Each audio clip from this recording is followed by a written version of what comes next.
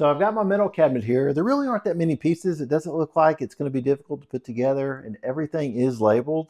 So in this review, what I'm going to do is go ahead and just put it together, let you know my thoughts on it, let you know how it went, and then we're going to go over the features. So I've got it all put together. It took me right around between 45 minutes to an hour. But once I got it all together, it works fantastic. It does come with a set of keys here. So one thing I always like to check is, does it lock it nice, really smooth? It does. It's got a locking mechanism in there that works fantastic. So it does have safety on here. So you can only open one drawer at a time. That prevents tipping. You can see here it's fairly deep too. The metal cabinet itself, it's all metal. It's right around 27 inches wide, about 28.5 inches tall. And then the depth is right around 15 3/4.